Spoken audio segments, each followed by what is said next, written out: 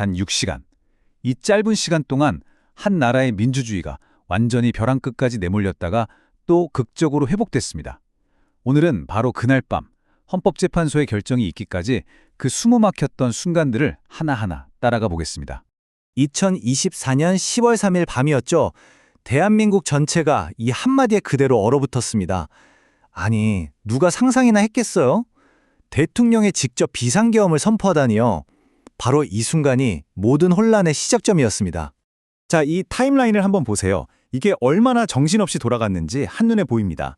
밤 10시 27분에 계엄이 선포되고요. 포고령이 나오고 군대가 국회로 들어가고, 그런데 채 3시간도 안 된 새벽 1시 2분 국회에서 이걸 뒤집는 해제 요구안이 통과돼 버립니다.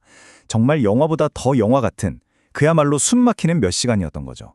자, 그럼 도대체 그날 밤 무슨 일이 있었던 건지 이야기의 첫 장부터 넘겨보겠습니다. 바로 한밤의 위기, 입법부를 향한 공격입니다. 대통령이 이런 엄청난 결정을 내리면서 내세웠던 명분이 있었겠죠? 바로 국정 마비 상태고 반국가 세력들이 활동하고 있다는 거였습니다. 그러니까 나라가 제대로 안 돌아가니까 어쩔 수 없이 이런 극단적인 조치를 했다, 이겁니다. 선포와 동시에 곧바로 군사명령이 떨어집니다. 육군 특수전사령부 그리고 수도방위사령부. 이 정예병력들이 어디로 향했냐? 딱 한 군데, 바로 국회였습니다. 그냥 가서 지키는 게 아니고요. 아예 건물을 점거해서 입법 기능 자체를 마비시키는 게 목표였던 거죠. 아마 많은 분들이 이 장면을 기억하실 겁니다. 정말 충격적이었죠. 시커먼 군복을 입은 군인들이 국회 본관 유리창을 부수고 안으로 들어가는 장면. 여기가 어딥니까? 민주주의의 심장부잖아요. 그곳에 군홧발이 들어선 정말 역사상 전례가 없는 순간이었습니다. 그런데 말이죠. 바로 여기서 정말 믿기 힘든 반전이 시작됩니다. 군대가 쫙 깔린 그 상황에서 무려 190명의 국회의원들이 모여든 거예요. 그냥 온 게 아닙니다. 체포될 각오하고 담을 넘고 경찰이랑 몸싸움까지 벌이면서 필사적으로 국회로 들어간 겁니다. 그렇게 모여서 뭘 했을까요? 만장일치로 계엄령 당장 해제하라고 요구한 겁니다. 이 용감한 행동이 단순히 계엄을 끝내는 데서 그친 게 아니에요. 이게 바로 대통령 탄핵이라는 더 큰 싸움, 거대한 헌법적 대결의 신호탄이 된 거죠. 이제 무대는 국회에서 법정으로 옮겨갑니다. 심판대에 선 대통령. 과연 대통령의 행동은 나라를 위한 통치 행위였을까요? 아니면 나라에 반하는 행위였을까요? 여기서 헌법재판소가 답해야 할 아주 근본적인 질문이 나옵니다. 대통령의 계엄 선포, 이거 법으로 심판할 수 있는 거냐? 아니면 법 위에 있는 거냐? 바로 이 문제였습니다. 양측의 주장은 이렇게 아주 팽팽하게 맞섰습니다.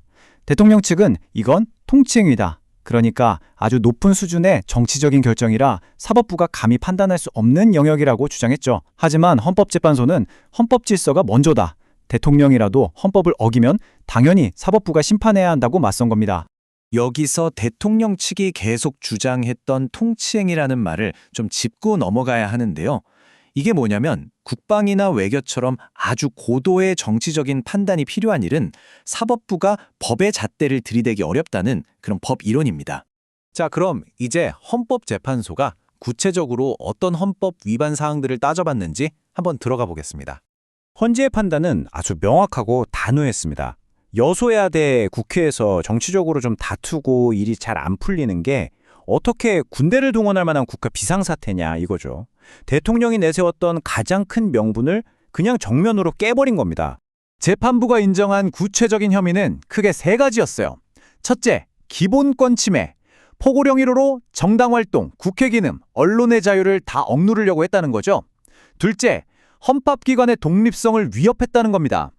선거를 관리하는 중앙선관위를 압수수색하고 심지어 전직 대법관들까지 사찰하라고 지시했으니까요. 마지막으로 군의 정치적 중립 의무를 위반했다는 겁니다. 헌법에 따르면 군은 정치에 개입하면 안 되는데 대통령이 이걸 자신의 정치적 목적을 위해 이용했다는 거죠. 이제 이 모든 드라마의 마지막 장에 다다랐습니다. 공화국의 최종 선언, 바로 판결의 순간입니다. 이제 재판관들 앞에 놓인 마지막 질문은 이거였습니다. 그래, 헌법을 위반한 건 알겠다. 그런데 그게 과연 현직 대통령을 자리에서 끌어내릴 만큼 그렇게나 심각하고 중대한 잘못인가?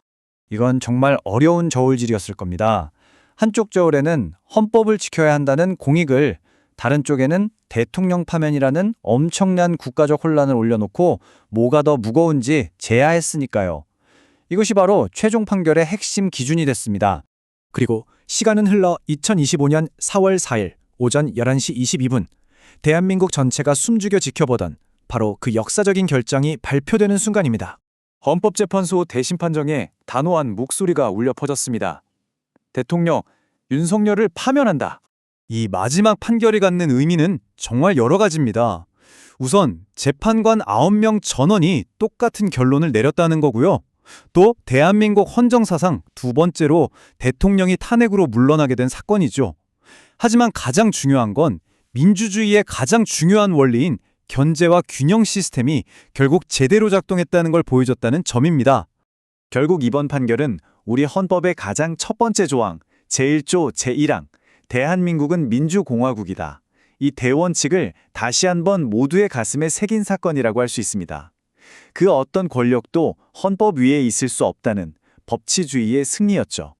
네, 정말 충격적이었던 계엄 선포부터 역사적인 탄핵 결정까지 이 모든 과정은 결국 대한민국 민주주의가 얼마나 강한 회복력을 가졌는지 보여주는 하나의 거대한 시험대였습니다.